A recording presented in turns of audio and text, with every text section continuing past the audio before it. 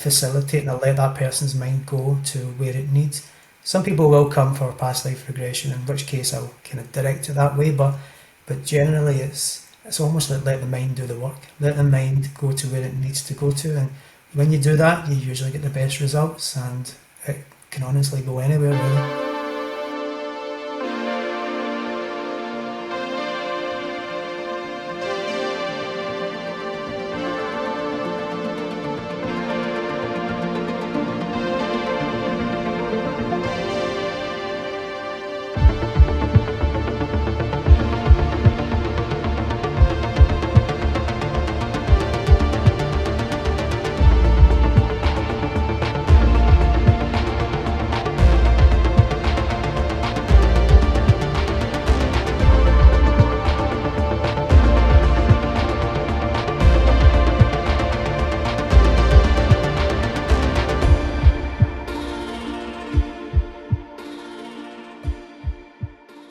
Well, everybody, welcome back. Hey, everyone. Generation X Paranormal. I'm Logan. And I'm Nicole. Guys, we're in a season 4, but right now when we're recording, it is July. It's got, what is it, July 11th, right? Mm-hmm. And I literally feel like we are permanently stuck on the surface of the sun. With a wet blanket with wrapped a wet around blanket us. wrapped. It is hot. It is so bad. Jeez. Mm-hmm. And we have, no news story here, but I think we've even mentioned we have chickens, and we're constantly out there making sure they're okay and we're okay and everybody's hydrated. It's a mess. Mm-hmm. Anyway, but one thing that's not a mess is our guest. We have a very interesting guest, and I know we say that a lot because they're all interesting, but we don't bring you not interesting That's guests. right. We don't bring you crap, okay? We work hard to not bring you crap. Mm-hmm. Anyway, as much as we can. But we have Stephen Towill, and he's got a very interesting... Let's kind of frame it up, but he's a very interesting guest. What can you tell us about Stephen? So Stephen Towill, he's from Glasgow, Scotland. Mm-hmm. Okay, and he is a hypnotherapist, and he specializes in past life regression and between lives spiritual hypnosis. That's the interesting one, and that's a new one for me. Yeah, I had not heard that before, and I was like, we need to talk to him because I wanted to hear what this is all about. For sure, and that's really the meat and potatoes of what we really kind of wanted to reach out to him about. And we've had some great past life regressionists on, Simon, of course, and a few others. But this one's a little bit different. So I really can't wait to talk to him about it. Yeah, let's talk to Stephen. Let's talk to him. Well, hey, Stephen, welcome to Generation X Paranormal. How you doing? How you doing? Thanks for having me. Of course, absolutely. Yeah, we've been excited to talk to you for a lot of different reasons, but. And we'll kind of crack this open a little bit more as we get further down the road. But we've spoke to some past life regressionists, and we even spoke to somebody that performed wasn't past recall. Yeah, past life recall, which I'm not sure if you're familiar with that at all or not. But I guess it somewhat differs from. Anyway, I still don't fully understand. I still don't understand it either. But yeah, how about we just kind of start from this? Our audience probably is going to want to know a little bit about yourself. So kind of tell us a little bit about yourself. What kind of got you started into where you are now, and kind of get them to know you a little bit. Sure. So I started quite young, actually. I mean, from what I'm a hypnotherapist, whatever you want to call me, but really working with the mind. And at a young age, I was quite fascinated by hypnosis, what it was, how did this thing work? Probably seen on TV somewhere. So I way back in 1991, which was I was about 17. So shows you what age I am now. So I that's where I started, and I couldn't. There was no internet back then, believe it or not. So I had to find books. So it was, and there was not many books on hypnosis or hypnotherapy back in those days. So I was sort of figuring it out for myself. And it was a curiosity. It's something that I've always had, one of those curious minds, whether it's ghosts and UFOs and all the. I always remember a book my dad had called The Unexplained, and I used to love that book. It was about that thick, and it had Amityville horror stories. That had, Bigfoot and human combustion, spontaneous human. So I just always remember all this unusual stuff that fascinated me, and hypnosis sort of the one that seemed to sort of stick out the most. So I started when I went to college. The first book I found in a library was actually about, it was more of a psychology, but it covered a lot of hypnosis.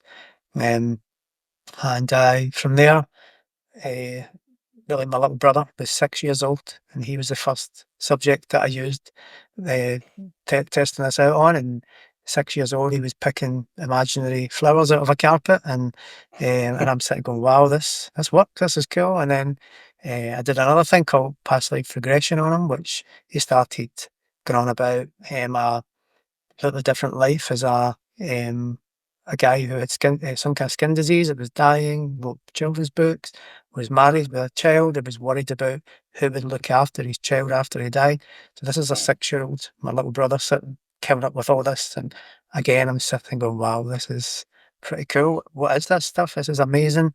So that's where I started. Really, it was really curiosity and a fascination with something like hypnosis. For sure.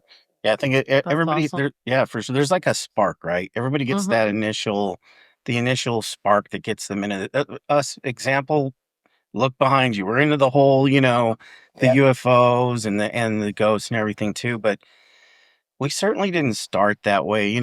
I'm very much so a skeptical believer. And it's interesting when you get into something and you kind of start peeling back the layers a little bit.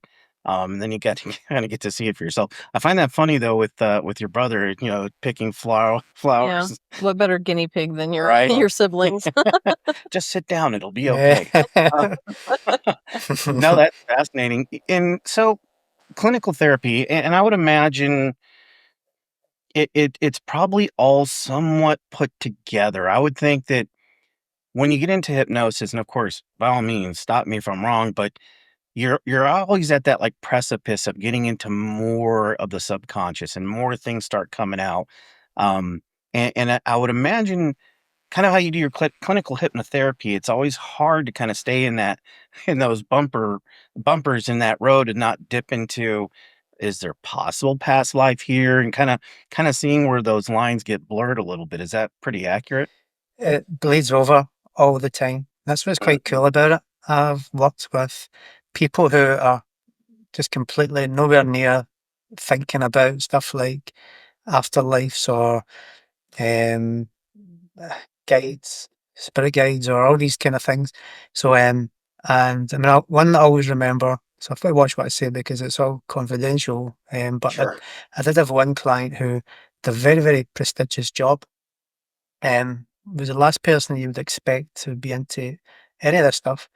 But as I was working with him more from the clinical perspective, so it's really try to look at the way that the mind is in conflict with itself. So one part may be anxious, but there's another part of your mind going, "Why am I anxious? This doesn't make sense." So it's like there's this internal conflict.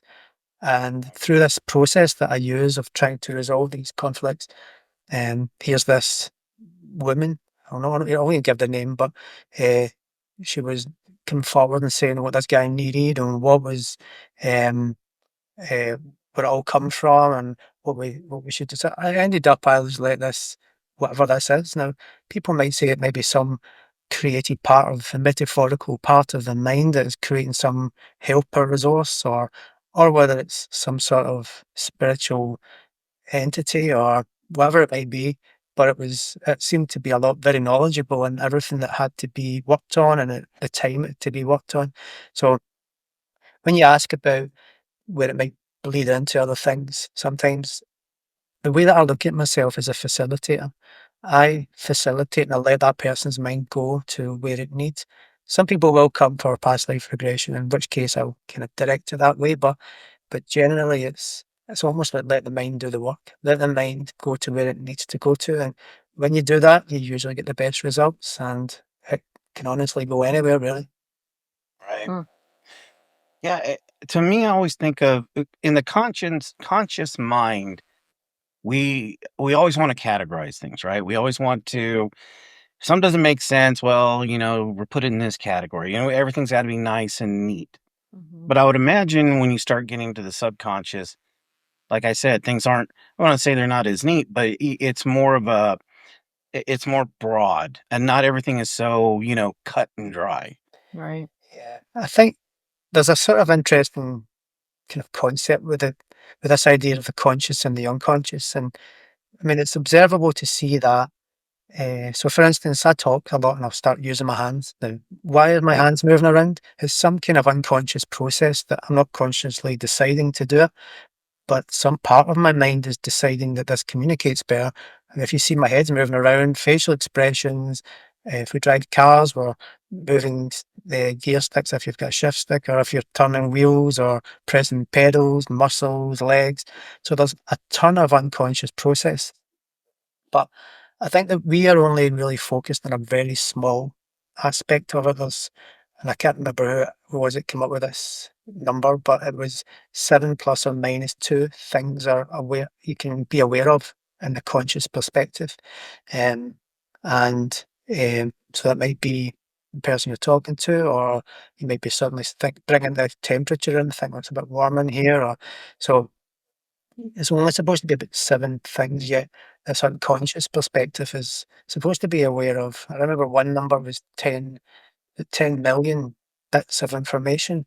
It chunks it up into understandable stuff, which is 2 million chunks of information. So this could be all stuff going on, like again, temperature, it may be starting to sweat, or if you're cold, goose pimples, or shaking, or so there's a whole pile of unconscious stuff happening.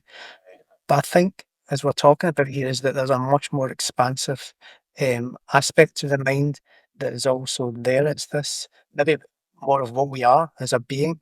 We're focused on this little sort of critical construct that we sort of decide what is, what isn't, what we understand. But I think, and this is what therapy does, I think, or hypnosis, is that it allows you to focus more into these, you could call it unconscious, or we could call it the conscious. When you think about the conscious mind, that could just be consciousness as an overall thing. So I think it's more about being able to tap in, a bit like a medium or a chat, somebody that channels or whatever. I remember having a friend that was a medium, and he was doing a charity thing. I was standing with him, and he said, "Okay, I just need to get myself in the zone." So I watched him, and he just kind of put his head down, and he was just, it was as if he was focused in his mind. And I'm thinking, that's a sort of also a hypnosis, there's some kind of self hypnosis he's doing. And for me, all he was doing was internally focusing, and that's what the hypnosis is doing. It's internally focusing into whether it's conflicting problems of the mind aspects, parts, whether it's past life experience, whether it's this connection to something of a higher source. So that's for me what it is. It's about focus of the mind. Yeah. That's fascinating when you bring up mediumship too, because to me, and you kind of frame that up perfectly, because we've got some very close friends who are in the mediumship and who are mediums and are just absolutely phenomenal. But you're right, you kind of see them go through that process of, That meditation. yeah, like the backing away from just the tangible, trying to separate. And I think so much more. I think people honestly are a little bit more intuitive than they know they are. And in fact, if you ask a lot of the mediums and psychics that we know, they'll tell you that they're doing nothing different than what we can do. Yeah. Some of them obviously will try to tell Yeah. you differently, but the ones that we work with, they're pretty credible, and they will admit there's nothing different that I'm doing that you couldn't do. It's just your willingness to be able to separate that conscious mind and be able to kind of focus in that. Yeah, 100%. I think when I work with people, there are some people may struggle a little bit with something in past life. Um, and what I find is that there's certain, I think everybody's mind is slightly different. Some people picture visually very well in their mind. Some people are more feeling a sense or an awareness. Um, they're the kind of two main ones of visual or kinesthetic feeling. But when you start to bring in, so suppose as you go through life, as your mind develops, but after the age of about a 7, it starts to develop its critical ways of working. And um, what I think tends to happen is that some minds start to develop in their own ways. Maybe they become more logical, more sort of really highly critical. It could be a job that you do where you've got to really, could be some kind of accountancy work where you're really looking into the numbers and critiquing their whether they're right or wrong, or so. I think your mind adapts and learns in some ways, and I think there is some people that just have more of that natural ability to have this more internal focus. They're more. I think it's the idea of the logical and the creative mind, and I think the people that are more on their creative side are more able to allow this.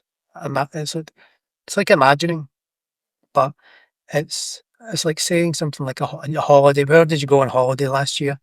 Now you're thinking about it. Okay, I was in wherever it was. You're sort of probably imagining it by that time. Your mind is reconstructing, and it's using a creative aspect to recall that memory, or reconstruct this memory that you have experienced. And so I think the people that are more on their creative side seem to be the ones that are a bit better at these things, such as um, mediumship, or as a subject for the sort of thing I do. Right. Yeah, it's amazing because I can think of the mediums that, and I know one you're thinking of too, but who are very artistic. And it's interesting because it is almost like you tap into that, Yeah. yeah, that other subconscious part of you. It seems to kind of flow. So with past life regression, that's a big one. And I know that there's a lot of people that have a lot of skepticism behind it, and I get that. And but to me, it makes a lot of sense in a way that if you have such amount of information subconsciously, and there's only so much energy in the world, right? Everything kind of bleeds into another. We all share the same kind of electrical field, all these other things that we can get into that are just not aren't just woo woo. We're talking about actual scientific, Scientific, yeah. right?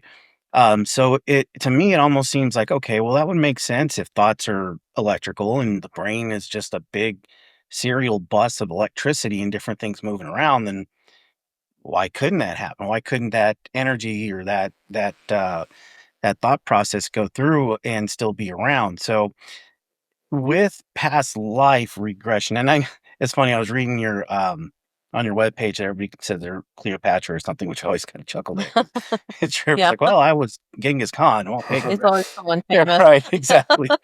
But and you're right. And in reading on your website, people lived normal lives, and Hmm. you still probably have an imprint on that. So can you kind of walk us through some of the things that you have seen, or anything that you can talk about, of course, but things that may put other people at ease, that may want to actually learn about it and realize that, hey, there could be something going on in my life today that could in fact have something to do with my past life. Yeah. So if you kind of maybe break that apart and unpack it a little bit. Yeah, I could go in about 100 different ways in this, but all this, but so I suppose that past life, I guess it's like, just maybe start with it right from what it's understood as, is it's some sort of previous life that we've lived before. Now you could start to look at, okay, so somebody like I'm Stephen.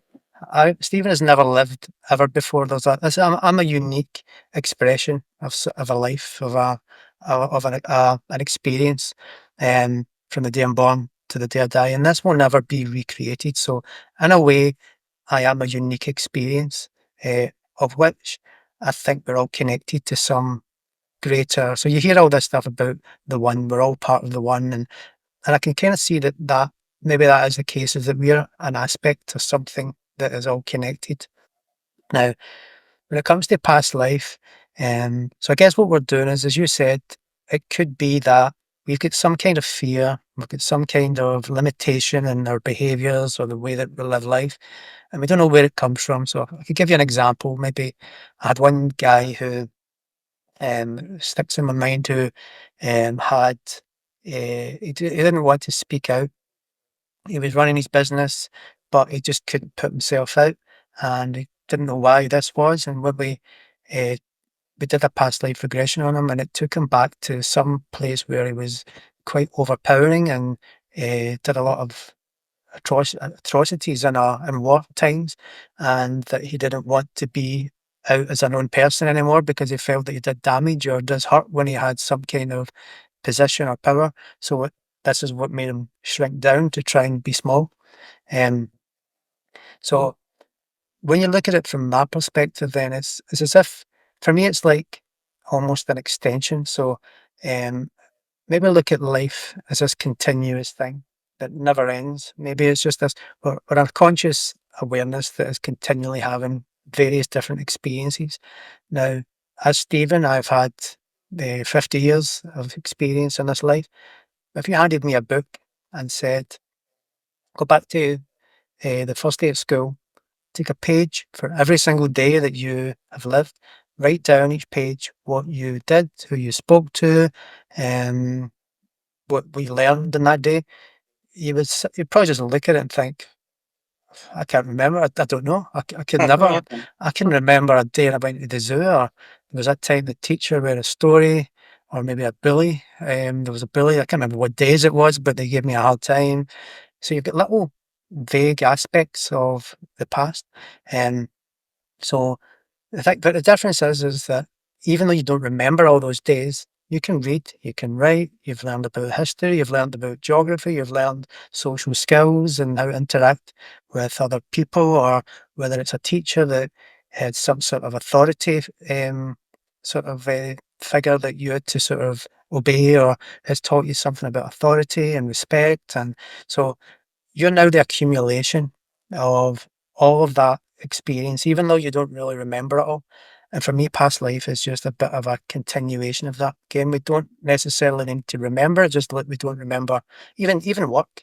How many days do you go on to people going to work and you do your job and you go home, and the next day you go to work, you do your job, you go home. And then 10 years later, you look back and says, can you tell me what you did every day? You'd be like, so it all bleeds into one big experience. Right. I So can't tell you what I did an hour ago, yeah, but so it's showing you that, but we're the accumulation of the experience that we would then be good at the job and we can do it really well. And if something comes up, we've got stuff that the mind taps into to adapt and to sort of learn how to do something in another way that might be related to something we've did before. So you've got this kind of skill set, this almost constructed ability.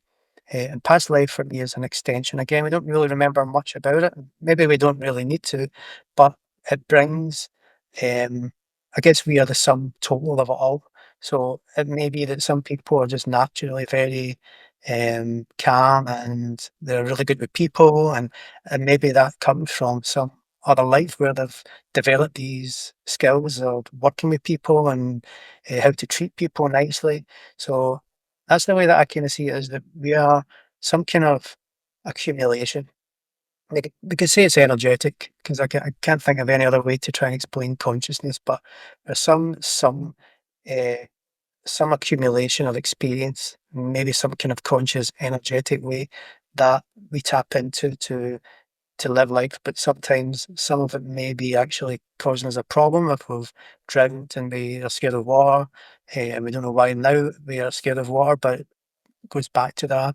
Sometimes it's more about tapping into resource that you can through something now and you are shown that actually you were really good at this and this was something that you um, can draw on yourself to realize that you have that ability, that innate ability within you.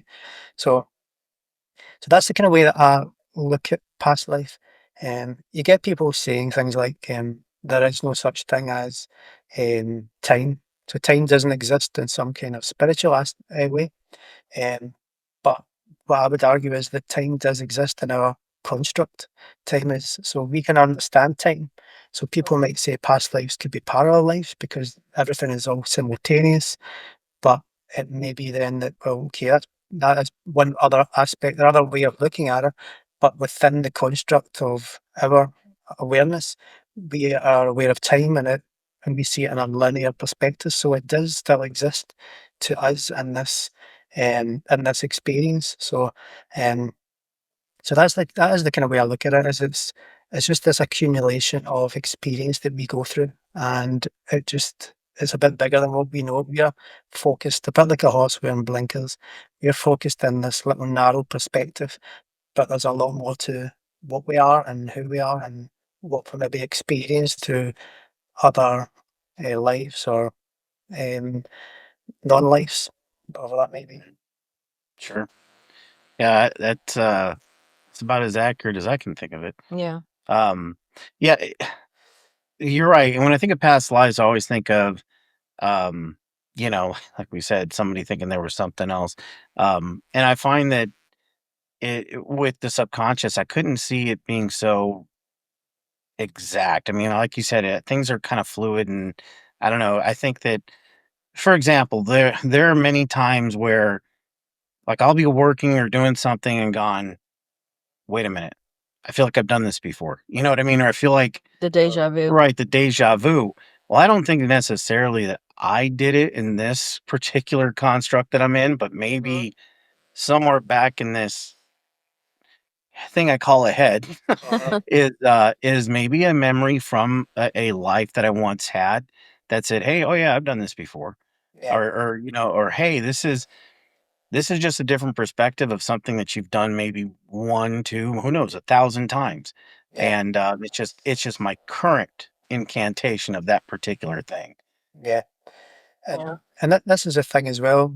We kind of look at it from our own personal, individual perspective, and we're tapping into something that we seem to have a bit more of a connection to or an experience.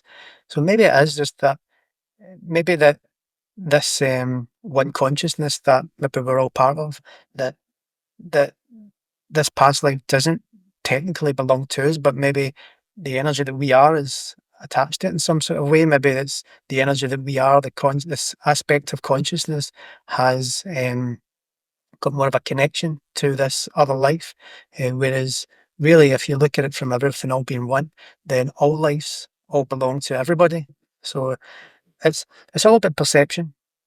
I think there's so many ways, and people argue about all these different potentials. Nobody really knows, but a lot of people will argue about what it is and what it isn't. But what I like to try and do is I look at it from the perspective is that probably everybody is right in some way from a certain Sure. perspective. It's just that how the way that you look at it. Oh, Um, 100%. I mean, I can't tell you how many times my background is I have a network engineering background, so I'm very analytical. I look at everything from top to, in fact, it's nauseating just how much I have to do it. But the one thing I always try to tell people is if you sat, or actually no, if you were outside and there were 15 people standing, shoulder to shoulder, and they watched a I don't know, a leaf fall from a tree to a ground, you would have 15 different perspectives. You would have 15 different view. I mean, there would be, and then there's even multiples beyond that. Nobody will have seen that same event the exact same way. However, it did happen one way. It's all about who saw it from what angle. And I think one of the things, and believe me, I can go real deep into this, but I think what we've forgotten in this world is that it's okay. Those 15 different things and those 15 different perspectives is part of how we get to where we are in humanity and all the different things that we do. So, but yeah, you're right. I think everybody's right to a point. And I think that there are some things that ring true through pretty much through most of them. Most of them you're like, okay, that kind of makes sense, and then you see some similarities. But yeah, I find it interesting that you know everybody's different and their different perspectives. I mean, they're wrong or right. yeah, I think this is a good thing, is it? The more that you can see it, that it is someone's just differing perspective. And from their perspective, it seems right and it makes sense. But I guess what we don't know is we don't have the full knowledge of everything. We don't know. We limit things by science, by what we can observe and what we can repeat. But a lot of this stuff can be things that are experienced that isn't testable under scientific. I mean, if you think about, I don't know, someone seen a ghost, now you'll see that ghost and then you go and tell someone, I just seen something weird there. But you can't go back and test it because it's now happened and it's just based on somebody's experience. So I think we're limited a lot in our overall understanding, but we are seeing things in just different perspectives. And whether you look at past life, for instance, you could say that past life doesn't exist from a certain perspective. So if you look at it from me as Stephen Towill, I've never existed ever and never will again, but there may be some other person that exists that I'm maybe some kind of part of in some kind of way, but I was still one unique experience. So from that perspective, I've only existed once. But when you look at it maybe from a spiritual perspective of past life and um, things like God or one consciousness, source, whatever way you want to call it, we can then see that, okay, it's maybe, I can see how it works from that perspective. So it's just, I think it's, people arguing, it's pointless, I think, arguing, because it's just different perspectives. And usually, and in some way, they could all be brought into one understanding. And I think that's, as you said, everyone sees things in different ways, and that's maybe the amazing thing of humanity, is that we will grow and we will, and it's all by challenging each other and finding things that work and things that don't work. And maybe that's the way that we're supposed to be, to help us um, to move forward. Yeah, absolutely. I truly believe that. Yeah.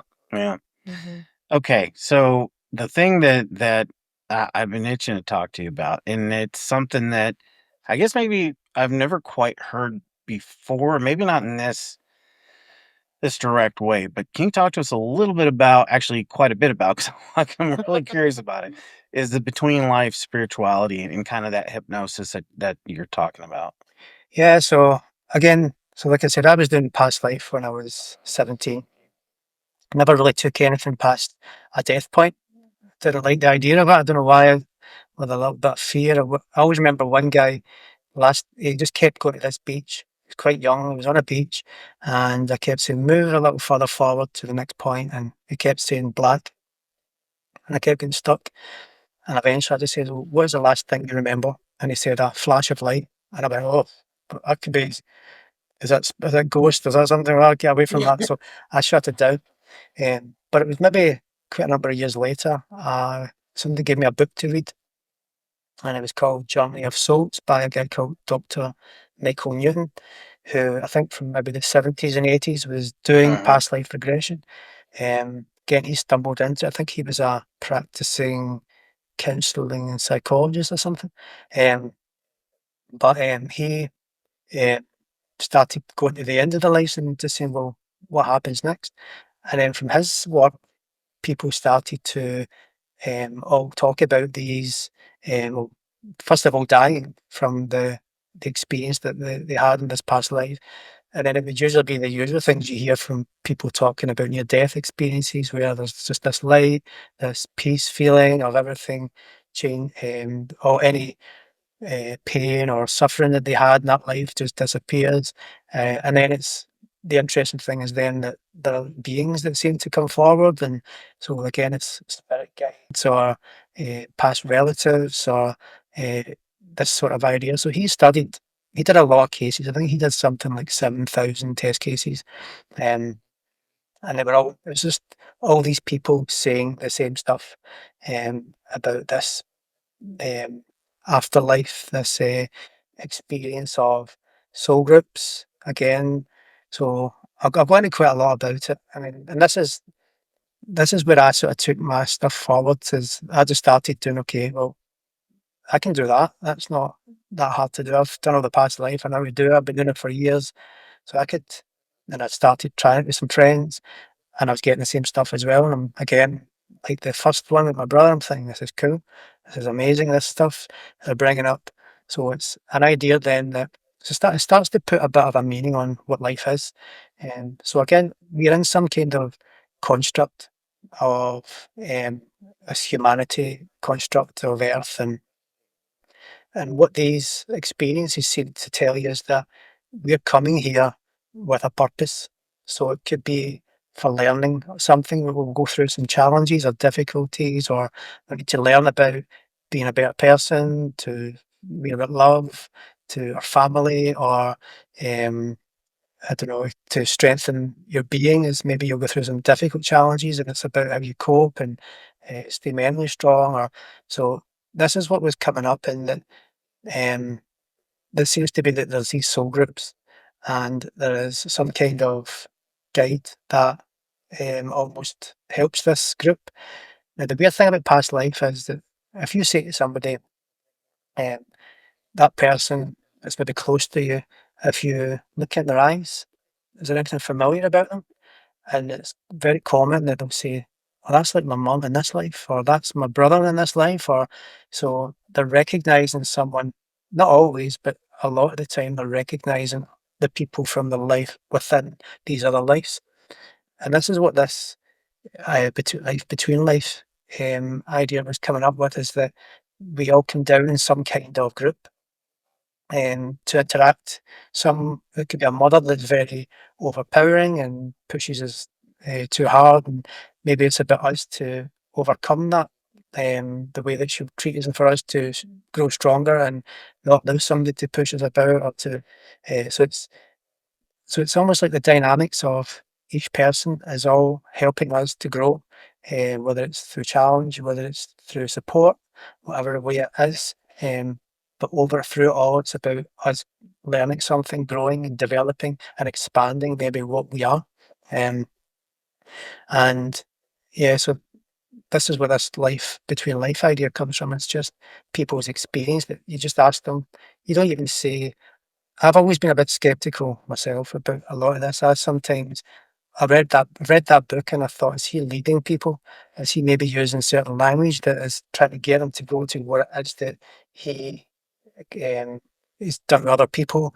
Is he placing his own interpretation and his own beliefs onto this to try and get the same kind of results? So when I did it, I tried to be very non-suggestive. I would just say, where are you? What's happening now? I would use very open-ended questions just to say, what's happening on, tell me a little bit about that, and what are you experiencing now? So I'm very open-ended with the questions, yet it's the same types of experiences that are coming through, of guides helping us go through many lives to grow and to keep living and experiencing. Um, and again, it's through even like the sessions I've did, it's as if this is a way of presenting it to us that we understand, but it's even bigger than this. Is that, again, they've said that there is no separation like we think there's separation, that there is more, uh, we're more of a collective than a separate thing. So we're just, because it probably makes sense to us through this construct where we're individuals, it's almost being shown to us in certain ways that make sense to us. I'll give another example.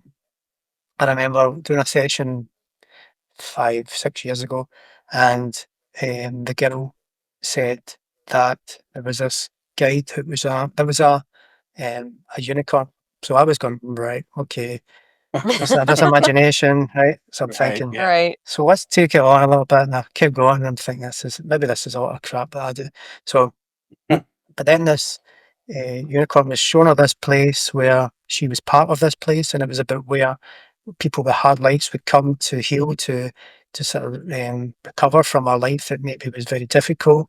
And she was shown as being part of this place, that this is what she was. She was some sort of soul that helped people, or helped souls. So as we went through it, I'm just going along, and I thought, I asked her to ask a question. I says, ask it, is it a unicorn? And it said no. It says, this woman sees unicorns as magic, and this place, what we're trying to communicate is that this place is a place almost of magic. It's something special that she's part of. So what we're doing is we're taking a representation, some physical, some visual representation of what would maybe mean. So it's almost like it's a communication, um, and again, it could be, you might see some guy or some ascended master standing in the cloaks, and again, they don't physically look like that. They don't have any physical form. There's some kind of conscious energy, but in order for them to communicate with us, they need to take some kind of form within um, our senses that we work with, visual, or whether it's more kind of a feeling or something. But it's trying to communicate by taking some representation that we understand. So it's almost like speaking a language. We've Right. learned a language and we speak that language, and other people that don't speak that language, they don't understand what we're saying. But in order for someone to understand us, they've got to speak in our language. So if you think about the senses as the sort of language of how we experience here as a being or a human, then from this spiritual perspective, it's probably way beyond what we know, but they've got to limit it to some sort of language that we understand, which is the language of the senses. Hmm. That is so interesting. Yeah. It's funny when you were talking about that, I got the feeling, and I don't know if you've seen this movie or not, and I hate to talk about movies and stuff, but I started thinking about the movie Contact. I don't know if you've ever seen Contact, but when she's on the beach and the Yeah. alien represents themselves as her father, Yeah. because it was the only Pensacola. right, like in Pensacola, because it was the only way that she could probably digest that information without, honestly, completely shattering her Yeah. entire world. Something that she knew and was comfortable with. Right. So I bet this woman liked unicorns as a child. I did too, so Oh, that's yeah. pretty I interesting. mean, I like unicorns. Yeah. Do you know, maybe they exist in some kind of form, and you never know. I've got my Instagram's a bit of a. I've used a lot of humour in it, and one of the ones is Noah's Ark sailing away, and the two unicorns are left on the front looking at each other, saying, "Oh shit, was that today that we were supposed to be on that boat?" um, but That's hilarious. but who knows? We don't. There's so many. Even our perception of history and stuff. Again, there's a lot of stuff coming up. Maybe you've interviewed some people on this kind of thing, but you think of people like Graham Hancock and the folk that are talking about this Younger Dryas period, and then but beyond that, where does this technology come from for things like pyramids and civilizations? Göbekli Tepe in Turkey, where there's all these sort of cities being that kind of bypass that they wouldn't exist with hunter gatherer type people. So Mhm. it could be that there's a lot more to things that we don't understand. We've got a perception of a limited perspective on just what we know, but there's maybe a lot more to it. Yeah, it definitely lends itself to believing and understanding things that are for some people pretty hard to digest. It's Yeah. you think of things like quantum mechanics and all those sort of things, and even I'm like, okay. It's like one of those things where I got to put the fork down, stand up for a little bit, and go, okay, I'm gonna need some time to digest this one Yeah. because it makes you maybe have to expand what the internet doesn't tell you and what you don't learn But from YouTube. see, the cool thing is, I think something like quantum physics, quantum mechanics, that's actually starting to bridge a little bit of. And I like the idea that so if you look at matter, so as we're talking about here, we're talking about some sort of spiritual experience, but what is a spiritual experience? So maybe it is that we are still within that physical experience. I don't actually believe that we actually die. I think there's more of a reawakening to a greater awareness that we have been closed down. But when you look at something like quantum physics, so we always believed up until the 1920s or something where that uh, that physics kind of told us that matter was all constructed through atoms. So atoms are the building block of all of everything, of the universe, of Earth, but what we know is that the only difference between maybe a mountain or a wall and ourselves, the only difference is the way that the atoms are constructed. So technically, if you had the science and the ability, the technology, you could take a mountain or a brick wall and form it into being me just by constructing the atoms in different ways. So, but then when you look at atoms, then well, what is an atom? So when you zoom into an atom, it's this sort of thing with a little tiny nucleus in the middle, and these electrons can run about it. So they say that within this circle where the electrons are going round is 99.9999999999996. It's a hydrogen atom, but 96 of nothing. But this tiny little nucleus in the middle. So when they zoom into the nucleus, maybe that's the matter. When they look into that, it's a proton and a neutron. Okay, so what's a proton and a neutron? And then when they look into that, it's a thing called quarks. Now, quarks they say that there's no size on them, there's no mass, no dimension.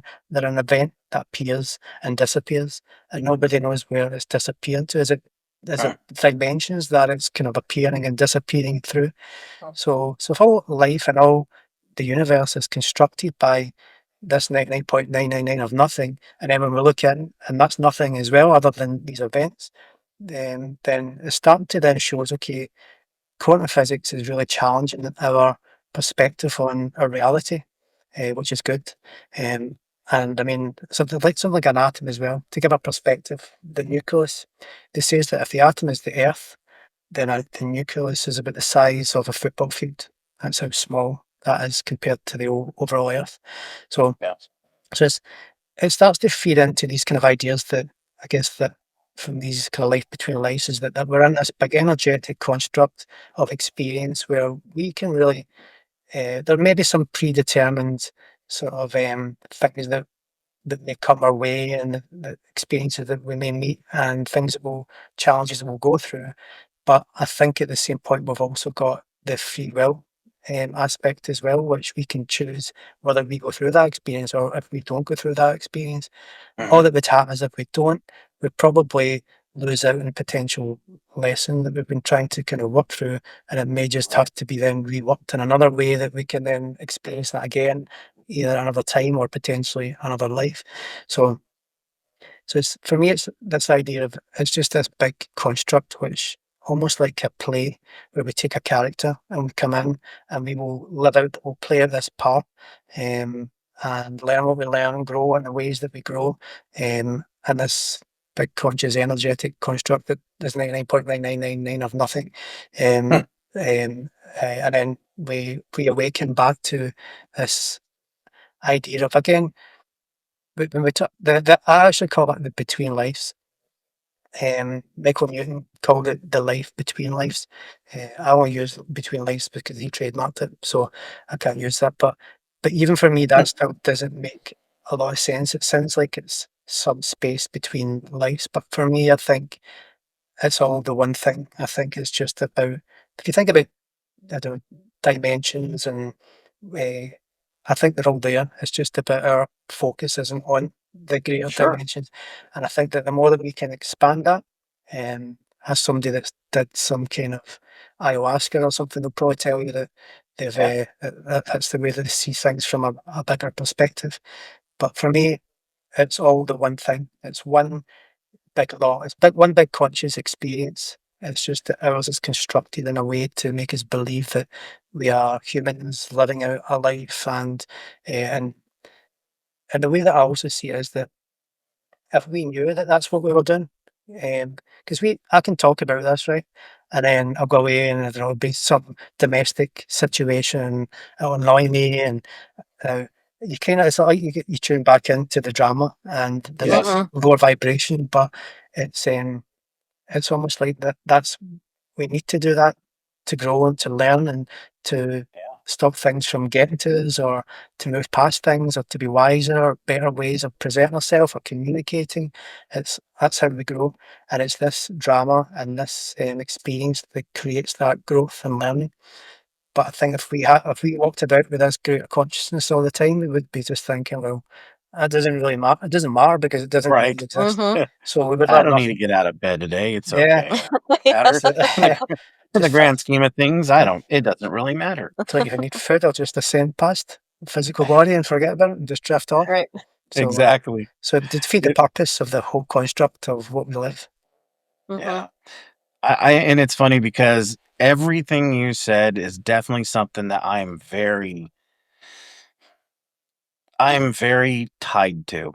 I had I don't know, I've talked to a lot of different people, but I had an NDE, and it does really kind of put a lot of different things into perspective.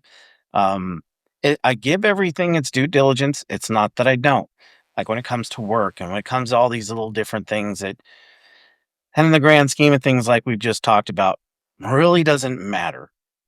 It's funny we use the word matter, but it is interesting how when you think about when you have that new perspective, how some of these things are so trivial. You know, how Yeah, some that like, trivial everyday yeah, worries. Uh-huh. you know, you look at, I mean, my gosh, if you turn on the news right now, and I'm sure it's the It's same, US. right? In the US, Yeah.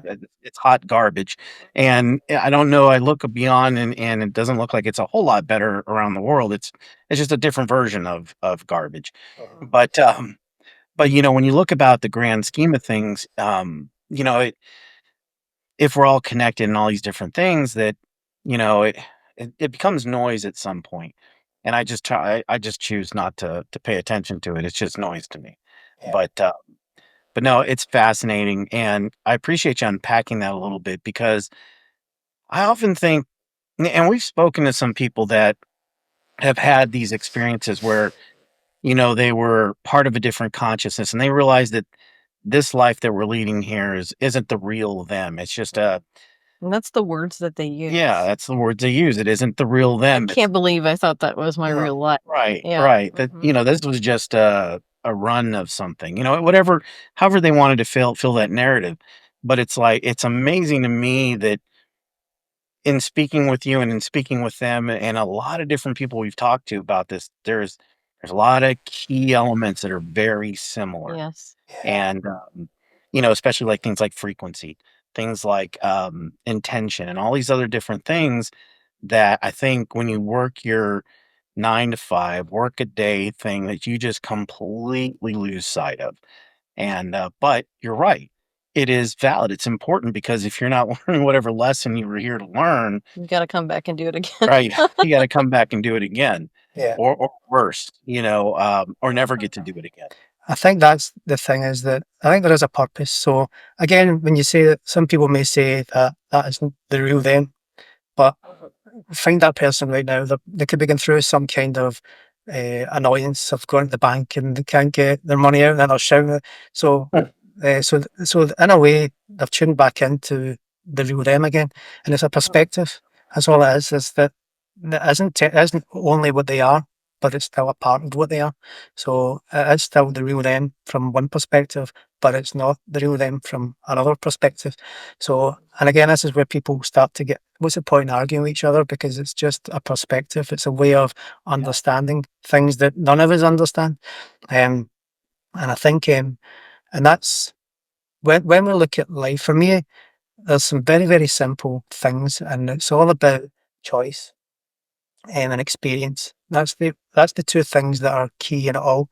So when you think about, you may be in a you could be in a horrible relationship that you think, why have I got myself into this relationship? And I've got some horrible friends, and I just hate my life, and I'm at this job, and I hate my job, and I hate my life. Now, all through your life up to that point, you've been making choices. You chose to start dating the person that you married. You chose um, to interact with that friend and maintain that friendship and continue that friendship, and to that point where you're now still in that friendship, and maybe the people were nicer people back then, but they've changed themselves, but you've stuck to this. You continue to make those choices to stay in that. You continue to go up for work in the morning and go to that job.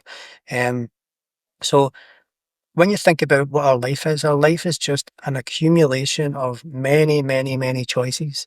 And through those choices are creating experience.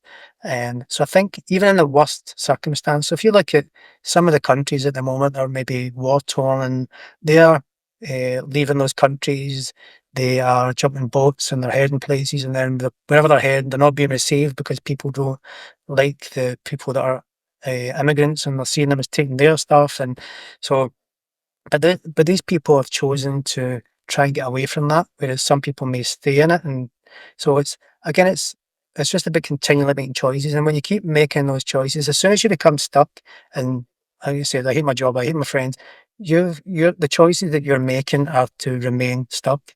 But if you start to try different things and look at different avenues and make different choices, then you can change your life. You can improve your life.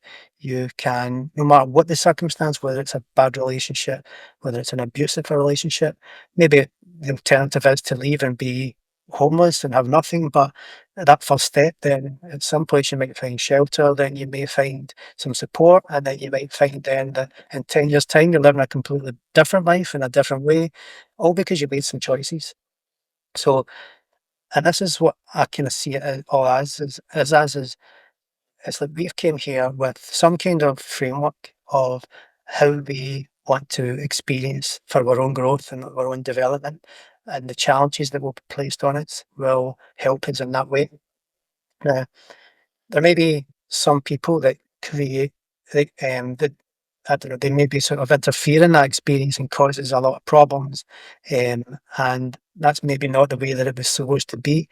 But all we can do then is from that is to navigate away from how we kind of deal with that and how we cope. So I don't think it's as black and as white as it's that everything is predetermined.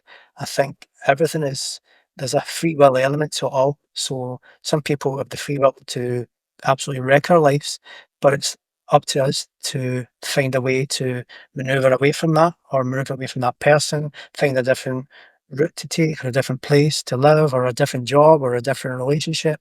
That's we've got to take responsibility for ourselves rather than looking at it from a victim perspective. And some of the greatest people that you'll see standing on stages that have been through horrendous lives are people who have made choices and that they have not let, they've not played the victim card. They've found their strength within their experiences, and they these are the people that are standing as inspiration to other people. Um, so it's about experience. That the experience brings us the growth, the understanding, the expansion maybe of our consciousness and what we are. The choice is how we do it, and it's up to each of us to make those choices. I mean, Well said. but I mean, what better than Yeah. that? Mm-hmm. Stephen, I could probably talk to you for like 9 hours straight. I appreciate so much the things that you've shared with us, because it never amazes. No, it never ceases to amaze me, I should say. Just how unique everybody is, but then there are those similarities, and that's what I'm left with this discussion and a lot of other discussions we've had. That we are one of the 15, looking at that same leaf. It's just the different perspective, but the same key elements always seem to ring true. The same base, at And least. Right. Yeah. And the other thing as well is that even if you choose not to believe any of this stuff and that you don't want, maybe it's not this is not the place for you to do that. Maybe your path is, you don't need to understand the universe and the way things work. It's you're just here to focus on the stuff that you've got to learn and grow. And so I think it doesn't really, I think it's for everybody. Some people want to understand, some people want to grow and to take the knowledge forward and expand our awareness and understanding. Some people are just here to live out the lives that they're here to do, and that's fine. It's from a spiritual perspective, it's all good. It's all, everybody's working in the same direction. We're all moving forward in some way. Absolutely. Yeah, I mean, that's perfect. Stephen, I know our audience is going to know how to get a hold of you. Mhm. And I know you're in Glasgow, and I know that we do have listeners out there as well, and kind of worldwide. But how can people get in touch with you and kind of get into kind of what you've got going on? Well, most of my work is, so I do these things for fun and just to share my experience and my understanding. But I'm still a client based, working face to face. It's one of the hardest ways to do it because you're working with people's problems, you're working with trying to help people. So it's a battle, and it's a can be a difficult thing depending what people bring. So everything that I do is still client based. Um, Instagram is probably one place where I use it for a little bit of fun. As you said, um, the world is a bit of a mad place, and there's a lot of mad stuff going on. But I think what we can be doing is we can be focusing too much on that as well. So I think it's sometimes it's good to also focus on some of the good things that are happening in this world. So I use my Instagram page as a bit of fun, bit of information, bit of comedy. So they can find me on Instagram, just to follow me, for a bit of content entertainment. It's all free.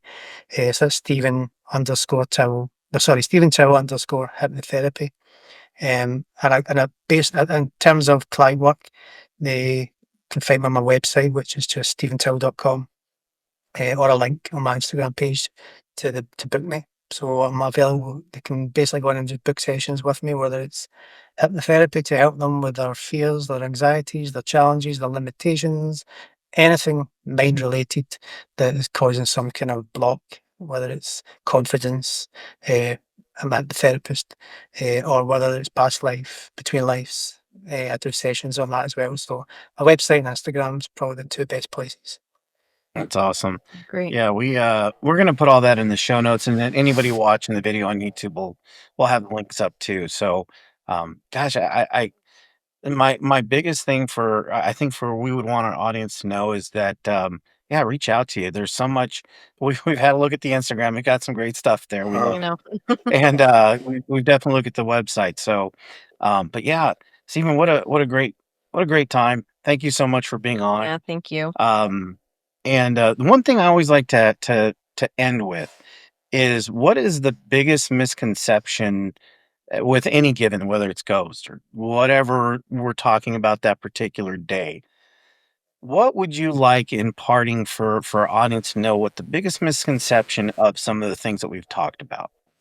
Um, okay, so I think the first thing is that we're in realms of trying to understand. So I think it's any kind of judgment should always be open, because unless if we perceive things in the way that we know, then we're never going to be able to expand our awareness and understanding.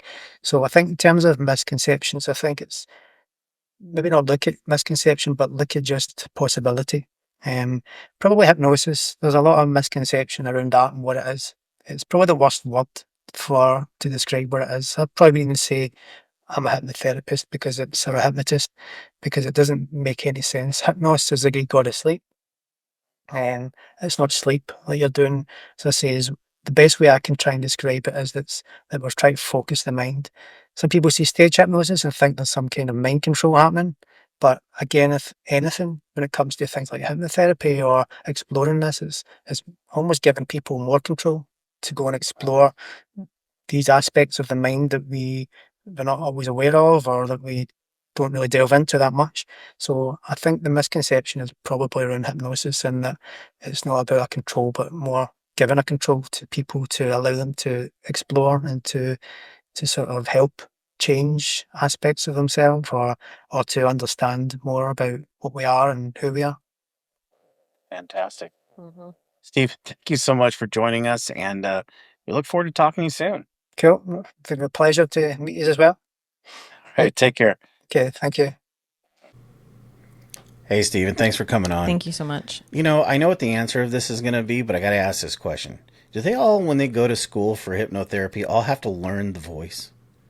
It's like all of them The have soothing the voice? soothing, calming voice. I think you just have to have it. Yeah, I mean, between him and Simon, and just, I don't know, you guys, when you listen to it, let us know in the comments, but they just have this, like, really calm, melodic Well, they voice. probably teach them like how to speak to maybe Well, sure. help them get into hypnosis. But, Yeah, absolutely. I don't think you just have it.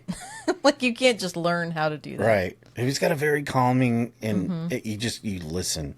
Yeah. That's got to be one of those things. But anyway, aside from that, wow. Yeah. I'm fascinated. Yeah. I don't know why I jumped into the whole quantum physics and quantum mechanics, Well, it's related. but it's related. And when he was breaking it down, I'm just like, guys, sometimes we just do the same thing you're probably doing right now and just like, huh?